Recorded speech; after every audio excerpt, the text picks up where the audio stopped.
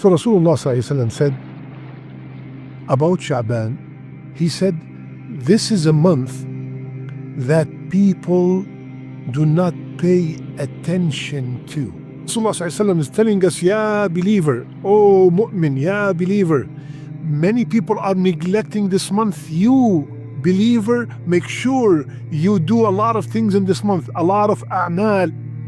Plus, Sha'ban, because it's right before Ramadan, it makes a lot of sense to try to start training myself for this great month of Ramadan. Well, now fasting in Sha'ban is more rewarding because you don't have to fast. It's not a must. And you're still doing it to get close to Allah Azza wa Jal. So it's more rewarding. It's more sincere. Nobody knows that you're fasting.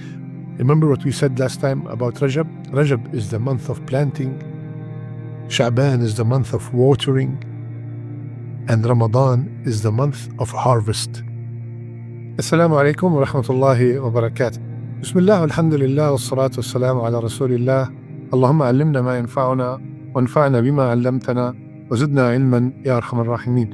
We ask Allah Azza wa Jal, teach us what benefit us from what He taught us, and increase us in knowledge. Ameen ya Rabbil Alameen. My dear beloved, respected brothers and sisters, I ask Allah Azza wa Jal to make me and you from the people who listen and apply.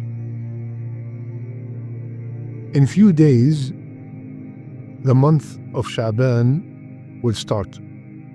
And we all know that right after that, the guest that we wait for the whole year will start. And that is the month of Ramadan. Is there anything special about the month of Sha'ban? Is there anything we should do in this month? Is there anything that we should stay away from this month? Inshallah ta'ala, this will be our short discussion today, bi'idhnillah ta'ala. Usama bin Zayd, radiyallahu anh, he said, Ya Rasulullah, I did not see you fasting in a month as much as I see you fasting in the month of Sha'ban. So Rasulullah said about Sha'ban, he said, this is a month that people do not pay attention to. This is a month that people neglect, that comes between Rajab and Ramadan. And in Sha'ban, the deeds of people are presented to Allah. And I would love my deeds. I'd love to be fasting when my deeds are being presented to Allah Azza wa Jal. So we have few things in this hadith. Number one, that Rasulullah ﷺ used to fast a lot. So if you're asking what is the most thing we should do in this month, fast. And we're going to have another hadith that supports that fasting in Sha'ban is a habit of Rasulullah sallallahu alayhi wasallam.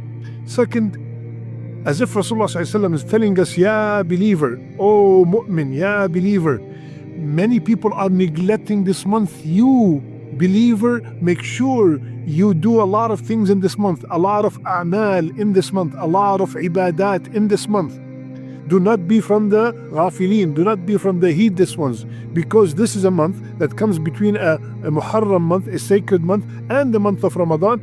People are busy with things, so they neglect it. They do not do as much in it. So you, the believer, wake up and do extra. Extra what? Fasting, number one. Rasulullah ﷺ used to fast a lot in this month. Why, Ya Rasulullah, which is number three? Because this is a aman, this is a month that the a'mal are presented to Allah. My brothers and sisters, the a'mal are presented to Allah daily, weekly, and yearly. Daily, according to the hadith, after Fajr and after Asr, or at Fajr and an Asr. The angels come and present the a'mal to Allah. Weekly, the hadith said, every Monday and Thursday.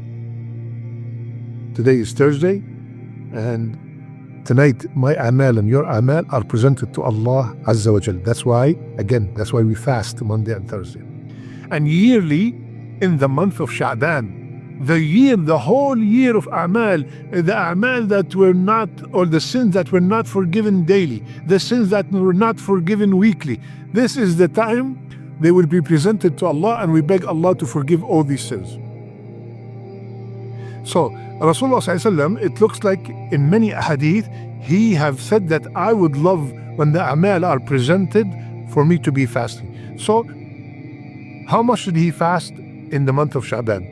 Aisha radiallahu anha, she said that I've never seen Rasulullah ﷺ fast a whole month except the month of Ramadan. And I did not see him fasting in any month more than in the month of Sha'ban. Hadith is in Bukhari. So he fasted a lot in the month of Sha'ban. In another narration, it was said that Rasulullah ﷺ has fasted all of it. All of it. Here, all of it, because we know that according to this hadith, Rasulullah ﷺ never fasted the whole month except Ramadan. So all of it that means most of it. Most of that month, Rasulullah ﷺ fasted. So let's make an intention, and especially this year, Sha'ban is coming in a month that is the days are very short. Let's make a promise that, Ya Allah, I inshallah, if you kept me alive to witness the month of Sha'ban, I am going to fast Monday and Thursday, 3 more days for extra fast than I usually do. Okay? Plus, Sha'ban, because it's right before Ramadan, it makes a lot of sense to start training myself for this great month of Ramadan.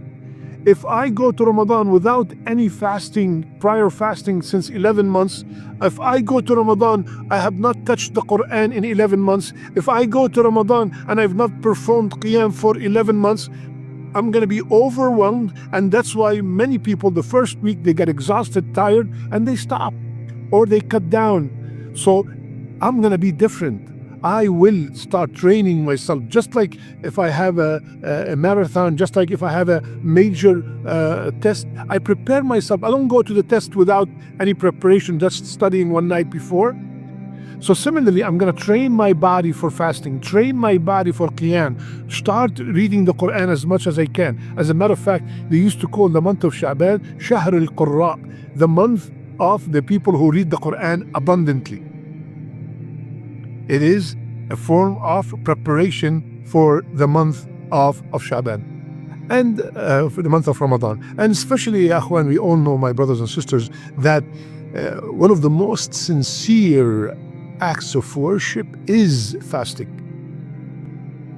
I might see you pray, I might see you just came back from Hajj, I might see you donate, but if I look at you, I have no clue if you're fasting or not. And especially in the days where fasting is not an obligation. Any fasting out of Ramadan is not an obligation unless you are making up the fast of Ramadan. So now fasting in Sha'ban is more rewarding because you don't have to fast. It's not a must. And you're still doing it to get close to Allah Azza wa Jal. So it's more rewarding. It's more sincere. Nobody knows that you're fasting. Nobody goes around and say, oh, do you know that I'm fasting today? Or I'm so tired. Why are you tired? Oh, because I'm fasting. Nobody does that. We're supposed to hide our ibadat as much as we can. Now, a very common question in this month. Is there anything special about the 15th of Sha'ban? Now, many scholars, the majority of scholars said that most, if not all, the ahadith about the virtues of that night are either weak or fabricated. They said that there's no sahih hadith about the virtue of the night of the 15th night of Sha'ban. Some scholars have made just one hadith sahih or hasan, and that is the hadith that Rasulullah sallallahu alaihi wasallam, narrated by Abu Musa al-Ash'ari, Allah looks down on the night of the 15th of Sha'ban and forgive all his creation except two people, the mushrik and the one who have enmity towards other Muslims. Some scholars said that this hadith is Hasan, but we all know that Allah descends every single night in the last third of the night. That is every night, not only in the night of Sha'ban, in a way that befits His Majesty. And He asked, who wants to be forgiven so I can forgive him? So, assuming that this hadith is authentic, we have to make sure that before that night comes, we are clean. We are have mended our relationships with the people that are close to us. What does that mean? Do not get into the middle of Sha'ban and you have enmity towards the people that are close to you, and towards any other Muslim. You might have a problem with someone, just for the sake of Allah, just for the sake to be forgiven on that night.